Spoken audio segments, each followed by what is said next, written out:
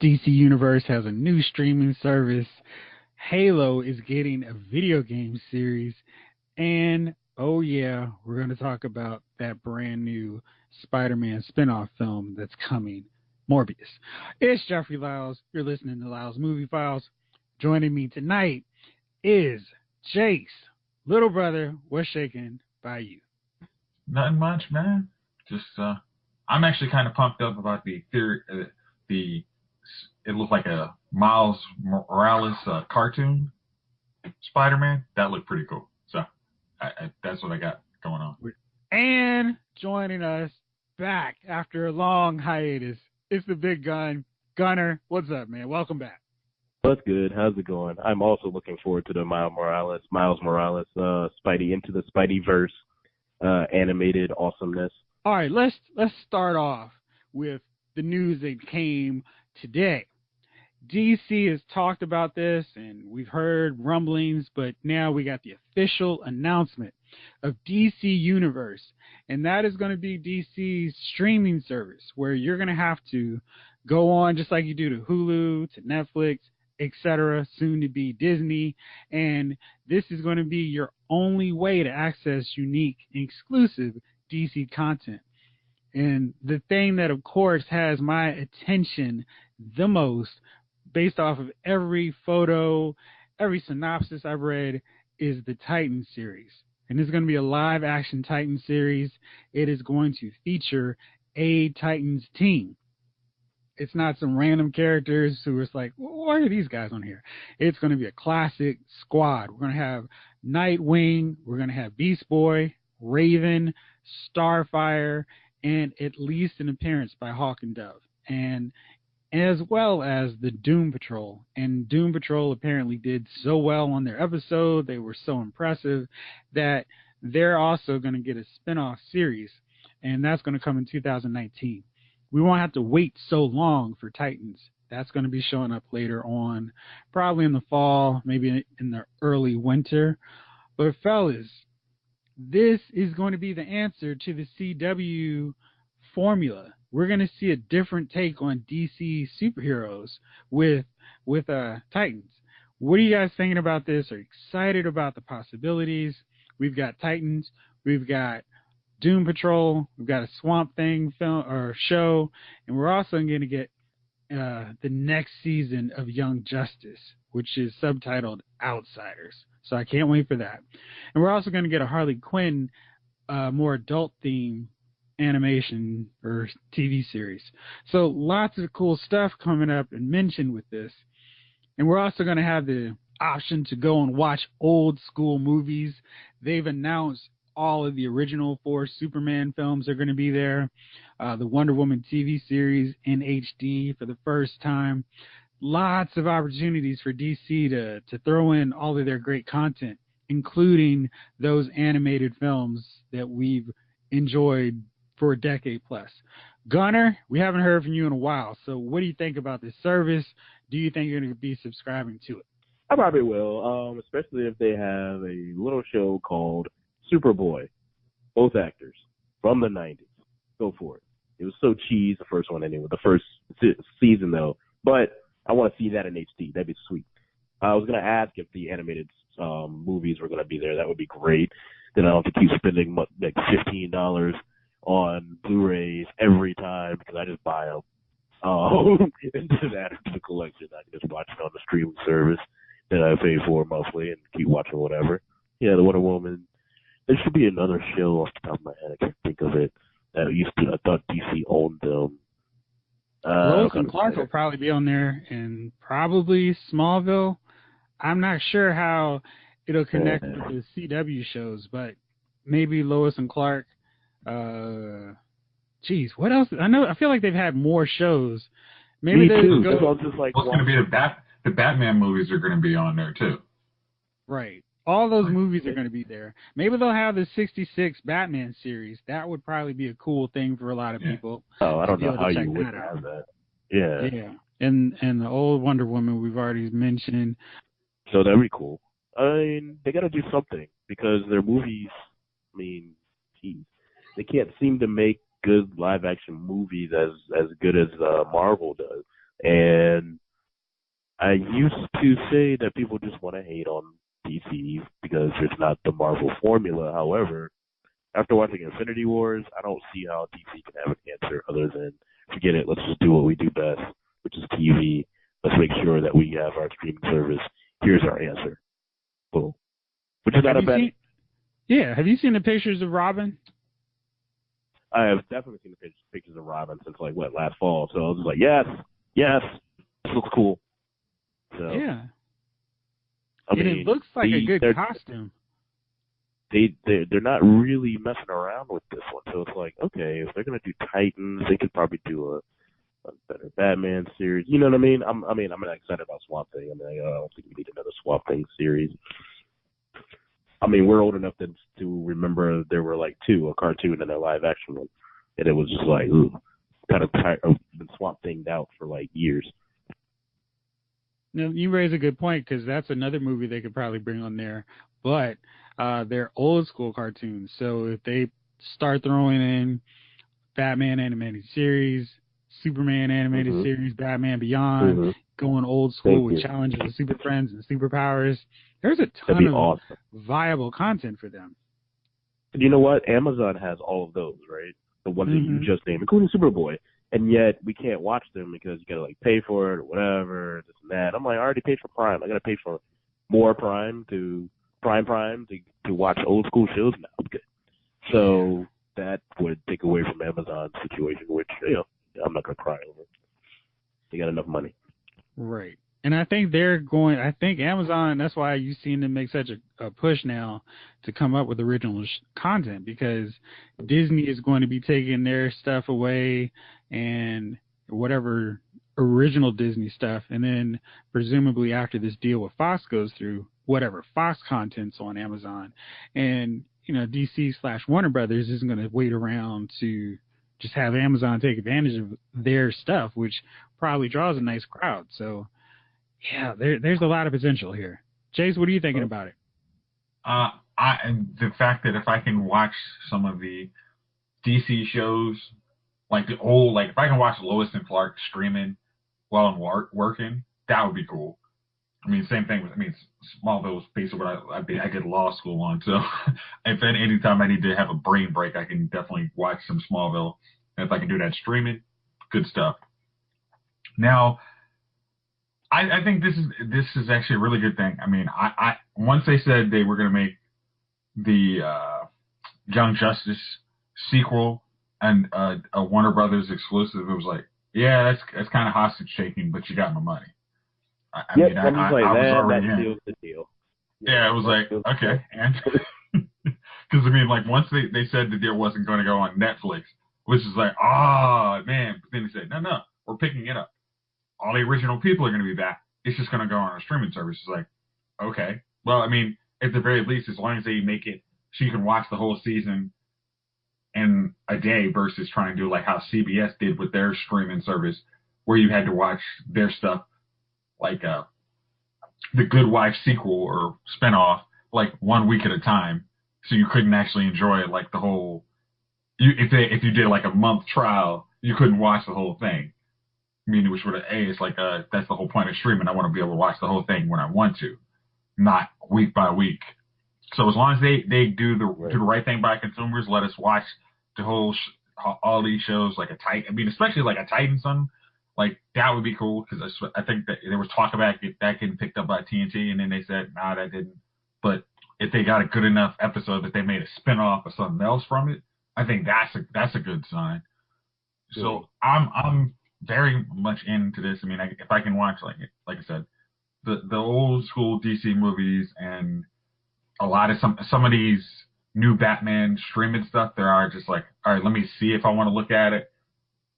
It would be a whole lot easier for me to watch that in streaming versus buy a Blu-ray. Something I'm not gonna want. If anything's good as usual, or I see a review on LowsMovieFile.com that is worth picking up, I would pick it up and then stream it whenever, because you never know how these streaming services are going to change. Just like how Amazon Prime membership now isn't as valuable.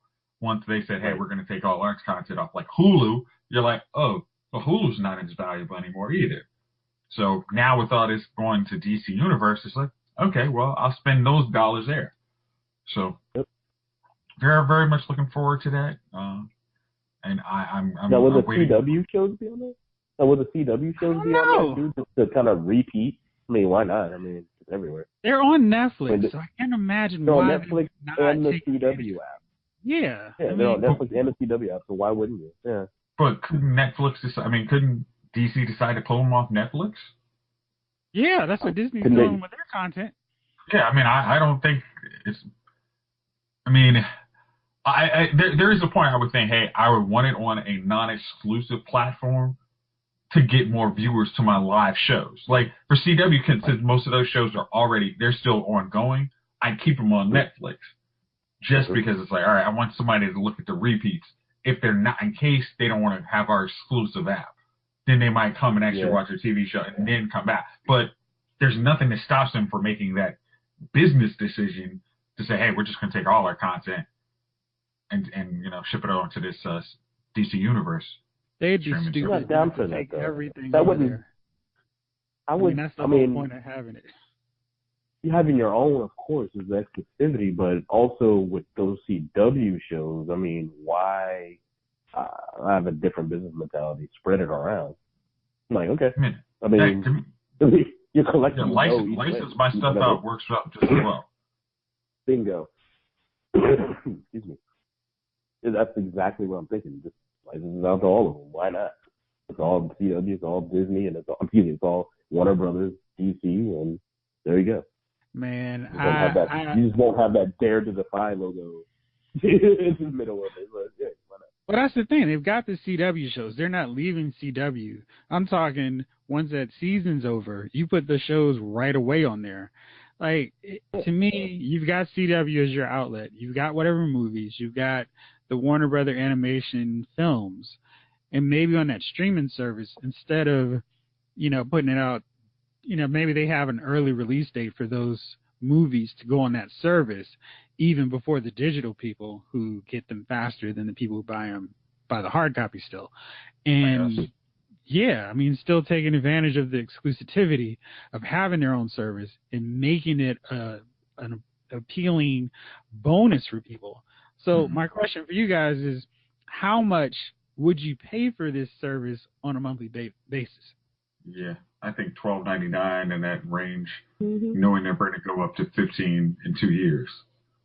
But at that point, I'm hoping, like, if Titans is good enough, you're like, okay, I can only get this here.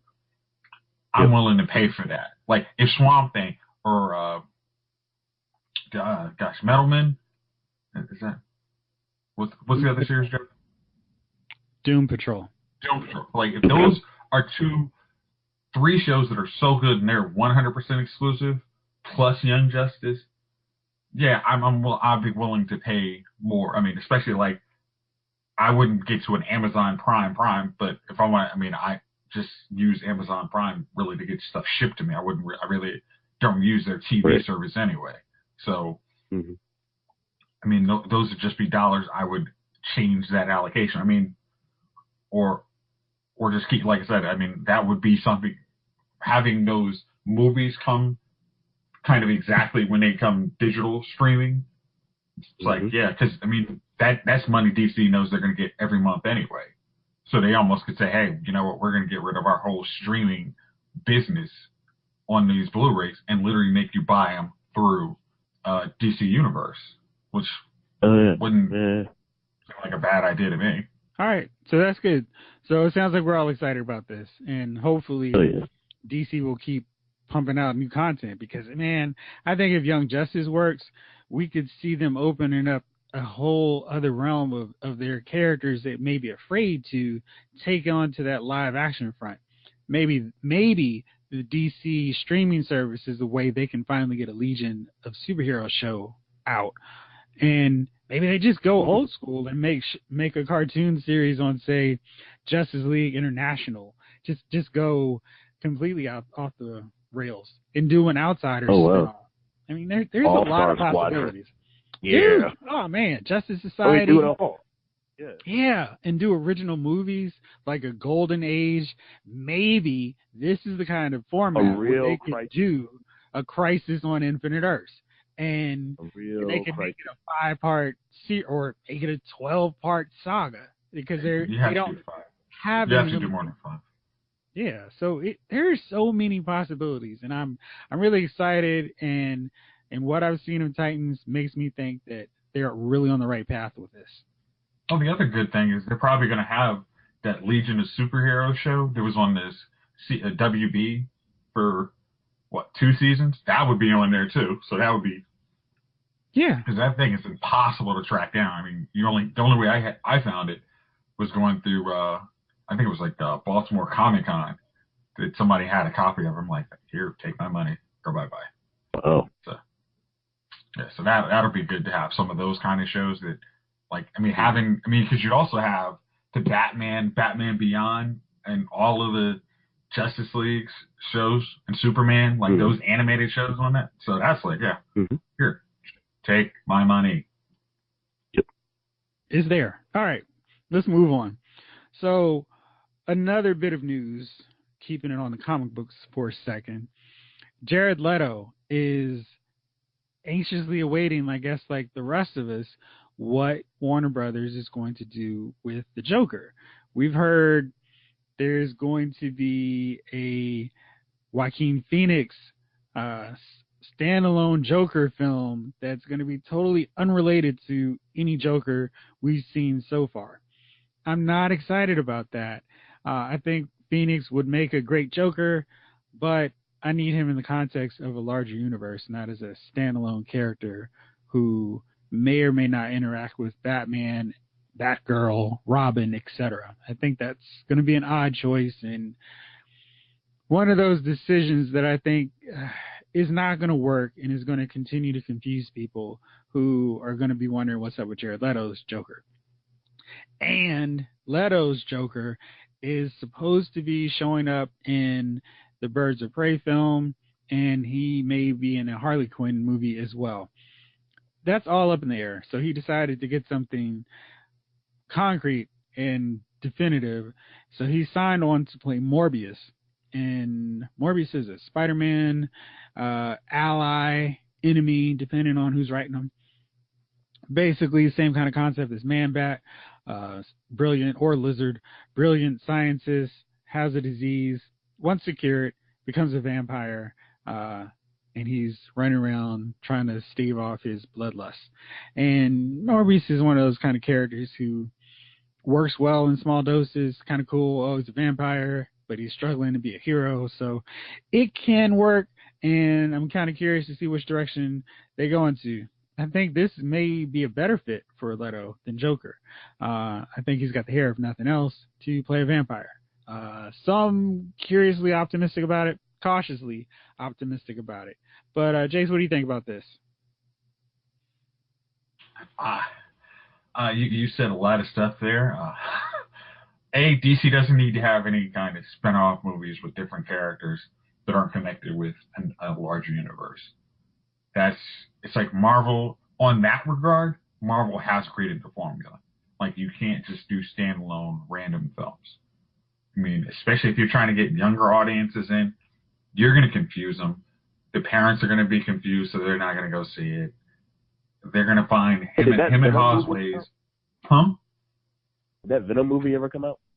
Oh, it's coming out in the beginning. Yeah. That's how much I care. Yeah. I'm concurring with what you're saying. Yeah, so you're doing all that. That's just doing too much. Like Joaquin Phoenix, you find another role for him. I'm sure there are enough DC bad guys. I almost think DC has the better bad guys. Like son Javon said like weeks ago. He's like, yeah, why not try and do something a little different? Like, hey, make the villains the bigger draw.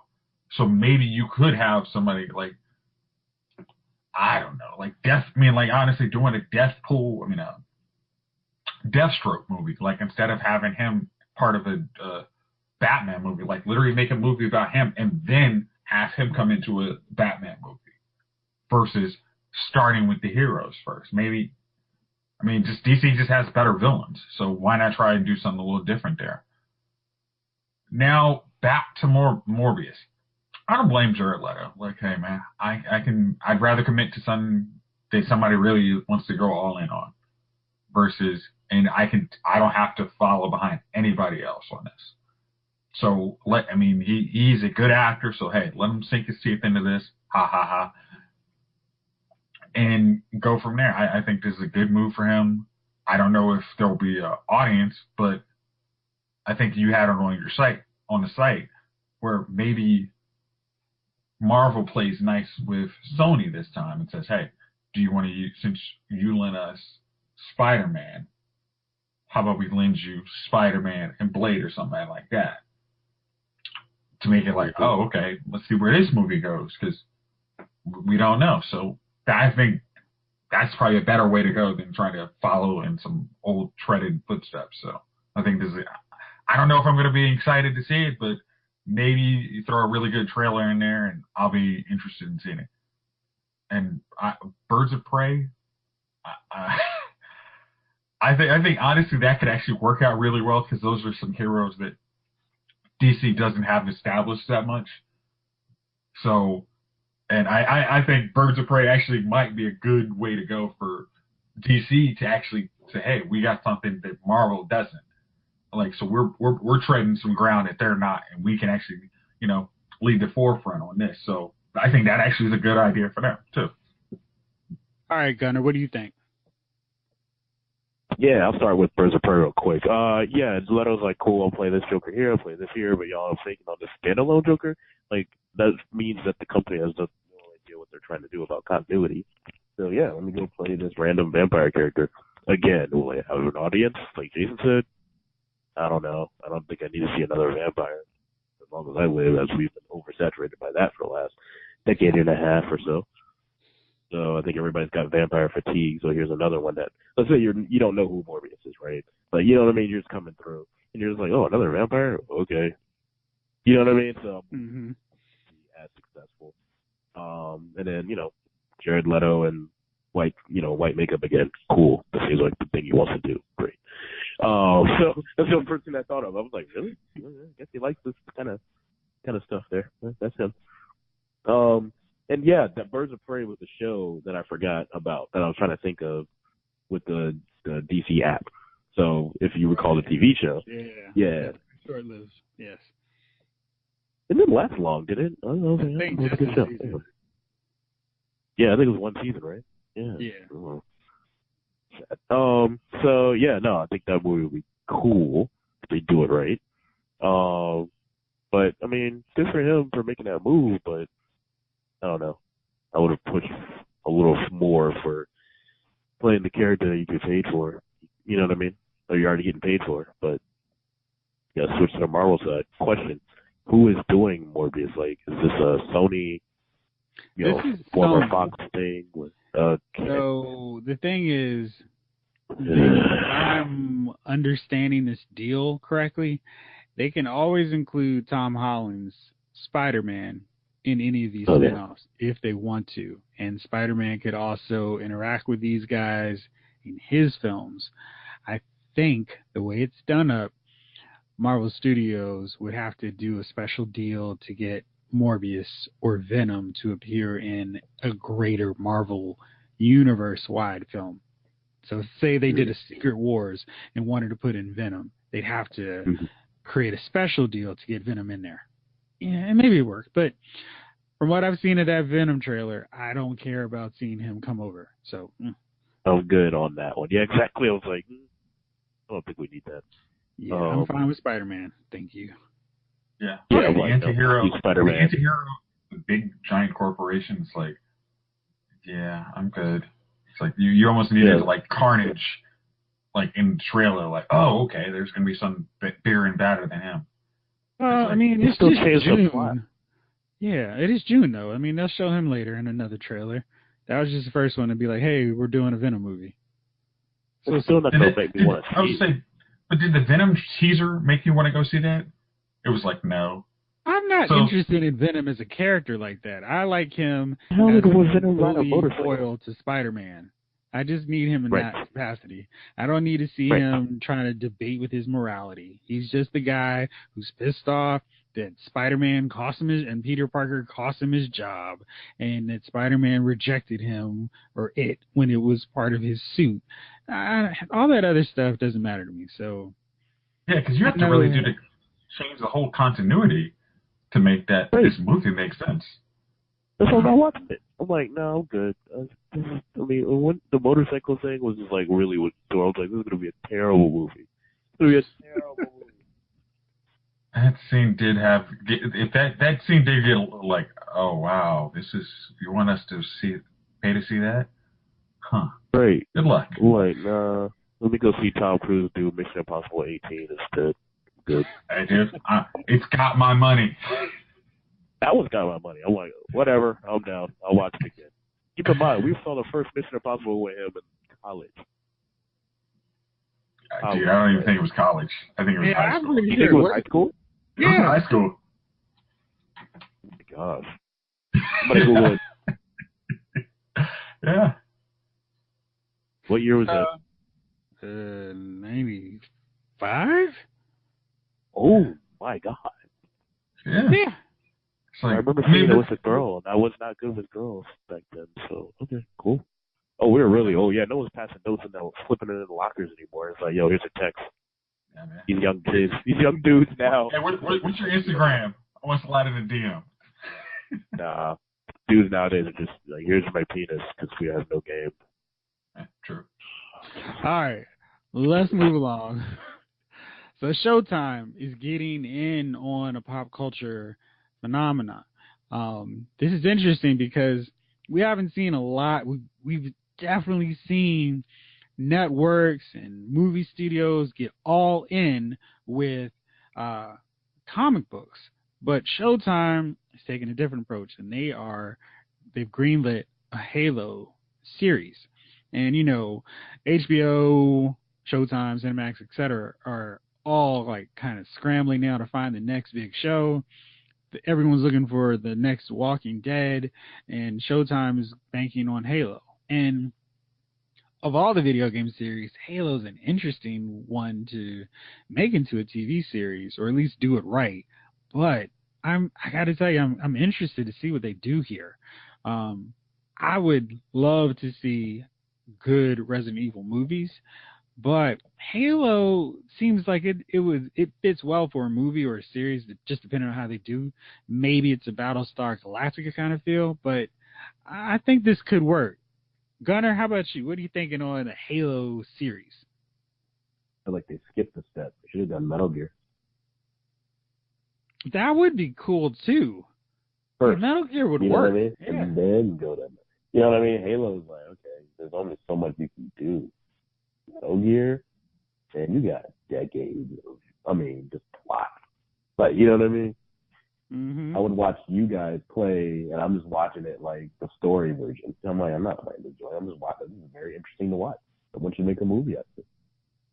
Halo, sure, it could work, but there's only so many things you can do.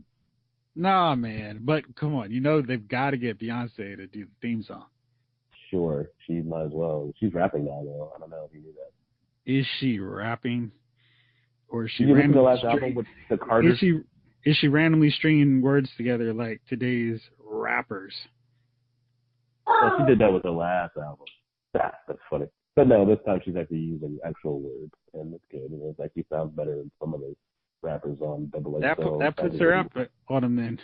They're getting paid millions of dollars to do that. So there's that. They're winning. Jace, Halo series. What do you take? Are they? I'm intrigued. I don't know anything about the Halo series, but if you kind of treat it very similar, not in a joking fashion of Starship Troopers, but you can make a good Army out of space movie series. Like you just really focus it on the people, and then have the war and stuff like that be kind of secondary. Like you really do you don't make it boring, but you make it like kind of Game of Thrones. Like you put that Game of Thrones kind of budget behind it. I think it actually could work. They just got to have some. Heck, Halo's been around for what, almost 10 years plus, maybe. So they got some storylines they can do with it. Like every season, I mean, every game could be a season. So I think I'm intrigued. Like I said, I'm intrigued by it. And I will check out a couple episodes, just like I still have on the DVR to check out Cloak and Dagger. But yeah, and if it really catches me, I definitely keep watching it. You know, Jason, you just hit something on that. I that's why I'm not down with it. You nailed it right on the head, and I didn't even realize it. Yeah, we've seen this before. Halo. We've seen Starship Troopers. I mean, Jesus, how many other shows like this? Starship Troopers. We've seen it so many times. How many more do you need? If it's good, you watch it though. Like it's like in any good action movie. Like if I got some, I'm not even gonna say what the premise of Halo is.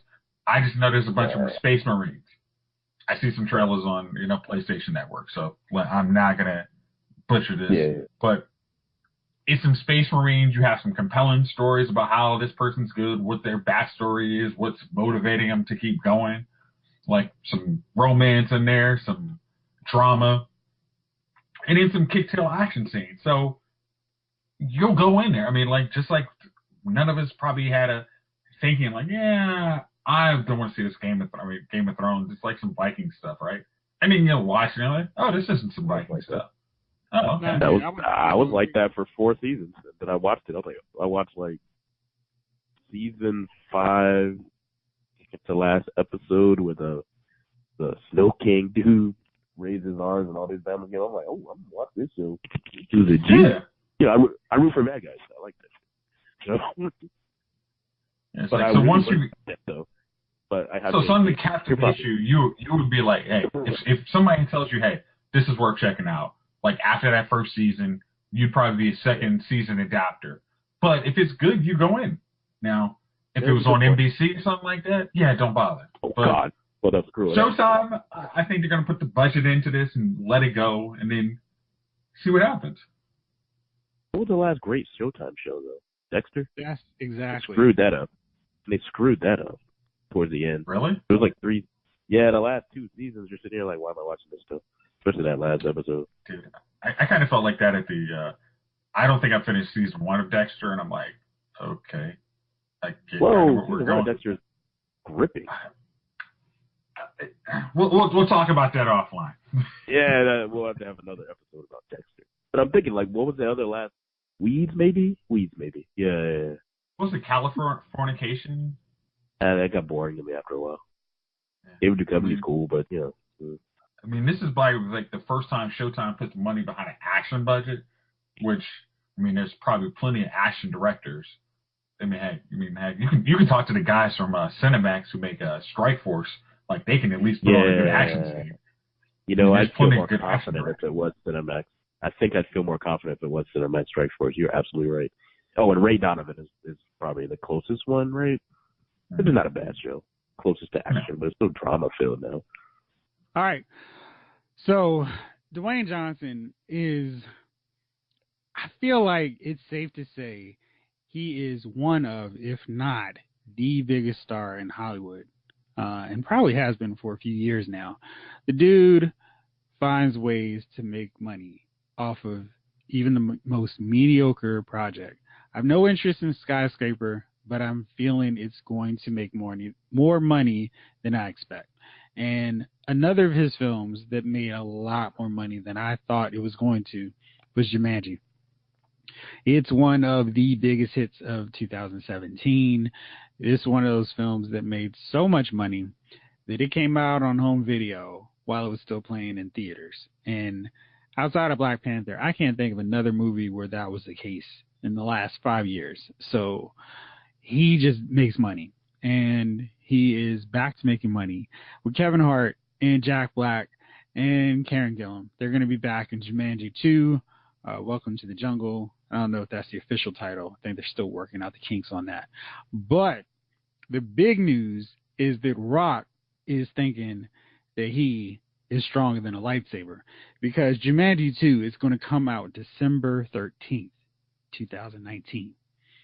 Now, I'm not sure if that's going to be the week before or the week after Star Wars Episode 9 comes out. But I'm just looking at this like, wow, they are that confident in Johnson and Kevin Hart in particular, their star power, that they are absolutely going all in. And they're like, look, we don't care. We are not shook about Star Wars. We're scheduling our movie right in the same vicinity. We're not running. We're going to go toe-to-toe with, I would assume, one of the biggest films to come out in the next year. And let's think about 2019 while I'm on that. Already, we've got Wonder Woman 2, or Wonder Woman 1984. We've got the 4th chapter of Avengers, Captain Marvel, Shazam. What else? I mean, that's big enough. But, and then whatever the next, I think Spider-Man Homecoming 2 is also coming out then. There's a ton of stuff coming out in 2019. Maybe it's going to be one of the biggest years in the box office history, just with that quick roster. But Jumanji could be one of those dark horses that surprises everybody and knocks out Star Wars. Do you think that Jumanji is foolish for going toe-to-toe with Star Wars? Or do you think the grumbling and the disenchantment of the franchise or the fan base is going to be enough that Jumanji may actually make more money than Episode 9 of Star Wars? Gunner, what do you think? If I were Jumanji, I would totally look at Star Wars like Lehman Brothers and the housing crisis. Like, yeah, you screwed this pooch. Let me go take over. Let me go liquidate, help you liquidate here. Seriously, I would do it. Why not? I'd look at my numbers. I'd look at their numbers. I would look at their numbers on this last spinoff. I know that we have to compare them separately, but I'm taking away my fanboy bias and say, okay, this is all Star Wars, and look at their numbers. Got to come out sometime. And Jumanji's with family films and Christmas time. Totally, I'd roll that dice. Easy. I was like, yep, let's do it. It's a good idea. Yeah, good idea. Am I psyched about the sequel to Jumanji? Keep in mind, I think didn't the first iteration of Jumanji have a sequel too? And I wasn't, because I was like, what are they going to do now? Like, you know what I mean? I'm like, I don't know. I don't even know how a sequel works. But what I do know is that first film was really, really fun. And it made sense. Yeah, and it was so good and so much fun that I'm looking forward to a sequel. When they announced it, I was like, cool, that's a sequel. I don't know what they can do with it, but I liked it so much. I'm down for it, and I want to see it. And honestly, that's all I ever care about with sequels. Jace, what do you think about this, man? I think I think if you were going to be ballsy enough to challenge the Titan, I think this is the Star Wars to challenge him. Like anybody else, I'd be like, nah, we're too shook. Let's give him a space to 2-3 weeks. This one, Episode 9, I'd be like, you're not knocking me off my perch. I think this is the one to do it, because it's like, you've killed the fanboys. They're probably, they might see it, but there's no guarantee they're going to see it. Jumanji made some decent money. Families liked it. And if I could buy stock in The Rock, I would buy that dude. I mean, because right. Like the dude, as much as we talk about, as much as I've talked about, like some of his movies that have bombed, those other ones have just been making so much money. You couldn't not bet on that dude. I mean, like if the Fast and Furious spinoff comes out next year, I'm gonna go see that too. So, I mean, even though I didn't see Jumanji, it's like, hey, I think that dude's gonna make money. He actually is a movie star because he brings people to the movies. Like a lot, like we were talking last week, we talked about guys who don't bring people to the yard. He brings them to the yard. He wants to they want to challenge Star Wars week, 2 weeks. I think it's the right way to do it. I think I can't even argue with them for trying to do it. That is the perfect time to do it. And I'm sure Jumanji is going to make a crud load of money. I mean, especially when the studio had made so much money on the first one. They let it stay in theaters and just say, you know what, have a DVD. Like, have a Blu-ray, stream it. We've made as much more money than we thought. I mean, and if people liked it enough that they could do that, they're going to go see a sequel. So I think it's a good way to go. I mean, whoever the distributor is, that's Universal. That was a good move. I think it's Universal, right? Yeah, that was smart on their part. Yeah. Because, that's like, I got another analogy. All right. Star Wars, you said Titan, so it made me think. I'm like, Star Wars was a Titan, but the last couple, it's like, okay, Star Wars is Carlito. Jumanji's like, well, we're Benny Blanco from the Bronx. I'm Benny Blanco. Yeah. From the Bronx. God, end scene, end movie. All right, so Gunnar, you missed out on a couple conversations. Now, just a couple. Well, yeah, just a couple. We're well into summer movie season. What's on your list?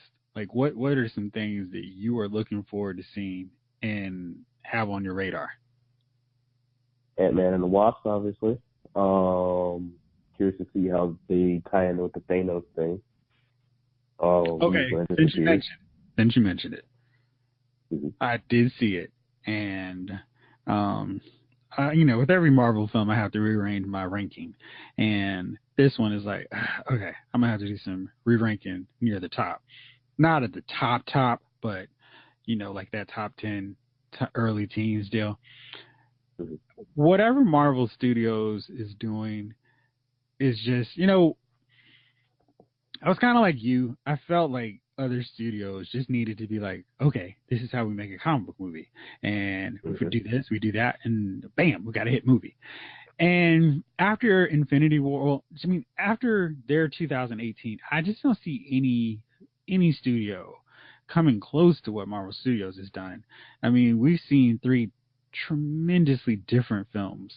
Black Panther was just celebration of black excellence. Yeah. It's just, regal.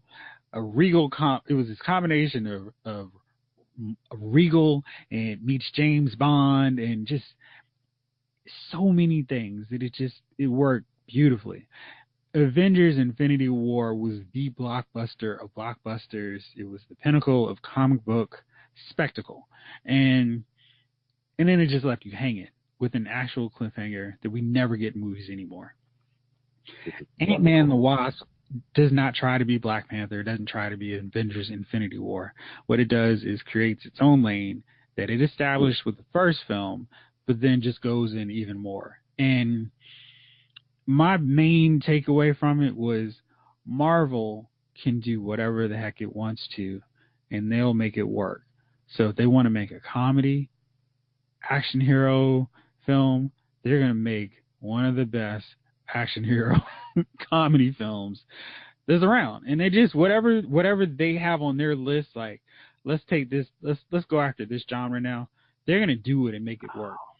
And you're scaring me. I mean, it's scaring me. It's just scary how good they are. To the point, like we were just talking about the Titan of Star Wars. Eventually, they're gonna fall. You get what I mean? Like Star Wars, you were like, they can't do any wrong.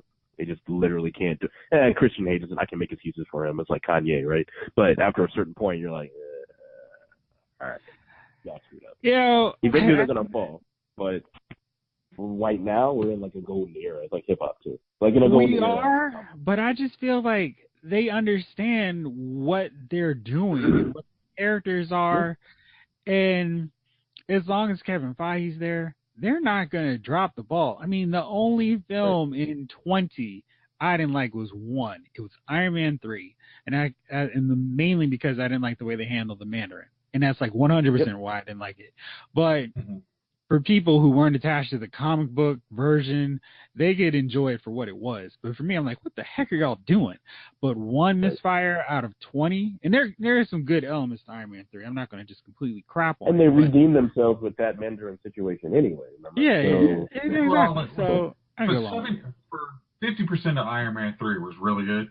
It was just that back half. Like, what? No. Yeah, it just went kind of all over the place. But what I'm saying is that how long ago was Iron Man 3? I mean, geez, what was that, 2013? So they basically haven't had a misstep in 5 years.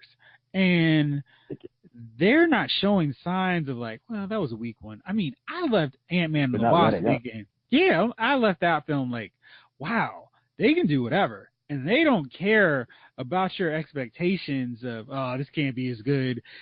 Ant-Man and the Wasp was every bit as good a movie that they were trying to make as Avengers, Infinity War, and Black Panther. And I'm not Wow. I saying mean, it's they good. are, I'm not saying they're better movies, but I'm saying for that specific niche of being a comedy superhero film, they nailed it just as much as Black Panther nailed being a black excellence superhero film, and Infinity War was a comic book spectacle crossover come to light.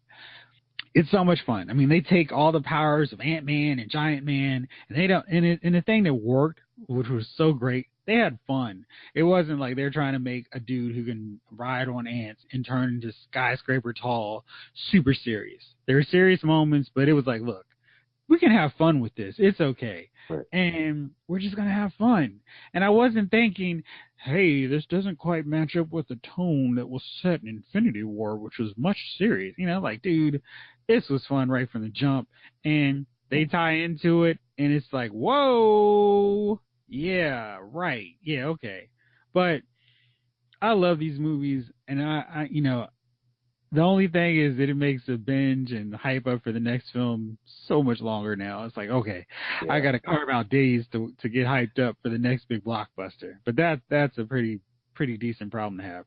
Like, I'm really excited to see what the heck they're going to do with Captain Marvel now, and what genre they're going to define with that film, because they're just doing it with everyone now. And I'm really excited to see which, like, is it going to be the female superhero film? Is that the genre? Yeah, they're gonna surpass Wonder Woman. They're gonna aim at Wonder Woman, the first Wonder Woman. They're gonna aim right at it, and I hope they do. They are. I think Wonder Woman is the one that's gonna be like, nah, dude, you ain't knocking me off the perch. But I think if it's as good as Wonder Woman, that's a win for Marvel. And yeah. If they're trying to make Captain Marvel like the female equivalent to Wonder Woman, like if they can. What do you mean the female equivalent to Wonder Woman? She's a. I'm sorry. The Marvel equivalent of Wonder Woman. Like if they're trying to like they don't need to knock her off the perch. They literally just need to be on the same kind of perch, and they'll be fine. Like, I'm just comparing superheroes. Captain Marvel is more powerful. Well, I mean, like for most people who've been into comic books, Captain Marvel hasn't been that person. But now, if their idea, like they said, hey, we are in the Captain Marvel business. Like we want her to be like on the same level as Captain America, Iron Man, and all the guys you from Phase 1, like the guys you really went to see. So if they try and make her like that, and they put her make her a big deal like Wonder Woman is, I think they'll be fine. I think they'll be fine. And it's like Marvel doesn't have to do that much now. It's like now they're like, hey, we can bring in our B level, C level teams, and we can actually elevate them up to A level now. Like Guardians was not anything until their movie. Then it became you had to go see it. Like Iron Man was a B plus player. He was a B plus dude. He was a B plus character who had a fringe awareness from the general population. He wasn't anywhere near Superman and Batman. Yeah. He was not on their level. Let's say he was not as recognizable as them. Now he is. Every kid knows who that is. Like, and if you can get this generation, like 2 generations behind us to think of Captain Marvel like Wonder Woman, you won. And if they do that, I don't think DC has a chance at this point. I'm not really sure The exciting thing is we're going to get them squaring off next year. We're going to get Wonder Woman 1984 and Captain Marvel. And I'm kind of excited about it because it's like, all right, this is like the first time we're going to have 2 big blockbusters starring female superheroes, and I think that's in the '80s. Both of them in the '80s. Right. But the good thing is, they're not. I don't have a fear of either one of them dropping the ball. Like how initially, like we've seen like these 2 head-to-head titans, and then one of them drops the ball. I don't fear either one of these guys dropping the ball. I think you're really going to have it like, well, I like that one, but I really like Captain Marvel more. I'm so much more a Gal Gadot fan. Like, I think that's going to be cool to see. Yeah. And I think that's what I'm looking forward to next year when those two like go, in the same head-to-head area. Yeah. So Gunner, that was my excitement about Ant-Man and the Wasp. I think you're gonna look forward. I had to more it movies on my list. Yeah, I know. Yeah, so I was getting you back into it. Sorry. What else you got, man? Sorry, my bad. The Spy Who Dumped Me looks funny. Sorry to bother you. I just want to see what they did with it. It's supposed to be. I feel like there's more of a meeting behind what they're doing. So I was like, okay, I'm gonna check that out. Right. Mission Impossible already mentioned. Bohemian Rhapsody. I really want to see my man from Mr. Robot kick butt. I'm hearing good things after seeing the trailer. I'm like, oh my god, it is Mercury. Okay, cool. And then the first Purge. I'm not really into the Purge films. I saw maybe the second one. I was like, all right, word. All right, that's kind of cool.